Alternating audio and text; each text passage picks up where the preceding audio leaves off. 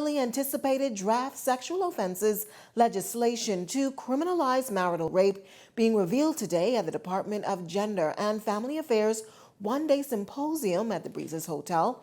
And while the government is seeking input from all stakeholders on the subject, those in the religious community are making their position clear. Our Jose Etienne has the details in our top story tonight. Attorney General Ryan Pinder revealing at a government-led symposium today that the proposed sexual offense legislation, which is currently under review, seeks to make marital rape a crime. Rape is the act of any person not under 14 years of age having sexual intercourse with another person without the consent of that person, where he knows that person does not consent or is reckless as to whether that person consents. That's the proposed definition. We'll go back, this is important, so we'll go back to the original definition.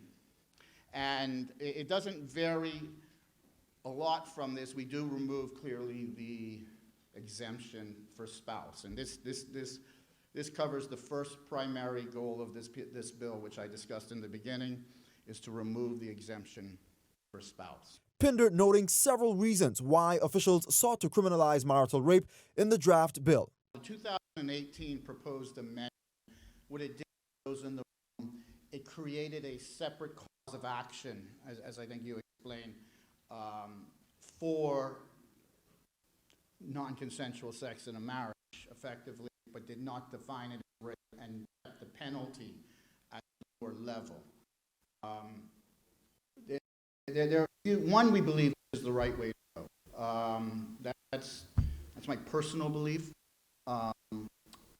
We think it's the right way to go, that you do not create a separate cause of action that is lesser than rape for circumstances where rape occurs within a marriage. However, Bahamas Christian Council President Bishop Dalton Fernandez is cautioning government representatives to tread carefully when it comes to creating laws that affect marriage. I believe today it is interesting that social services, which is involved in social science, is looking for a legal mechanism to legislate and control what takes place in the bedroom. Marriage is not a government institution. It is a God institution.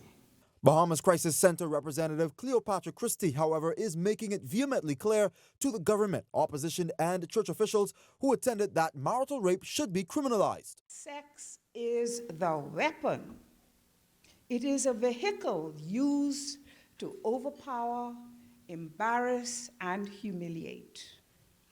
All non-consensual sex is rape, whether it takes place in the marriage or whether it takes place through other relationships. Opposition leader Michael Pintard contending that the issue should be made an offense, but he says he's waiting to see how it will be laid in legislation. It is possible for someone who is in an intimate relationship, inclusive of marriage, to be guilty of rape.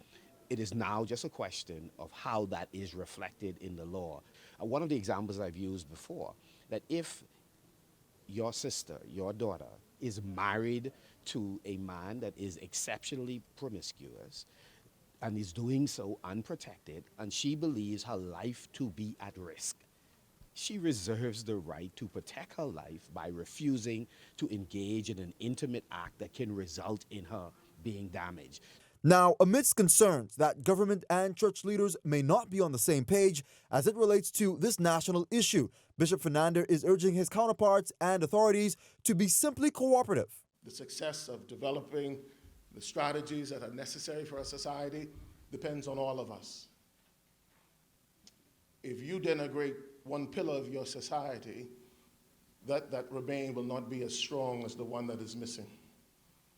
But I'm trying to say to us today that as we come together as a Bahamian society, let's find where we can work together and accept where there are differences. Jose Etienne, Eyewitness News.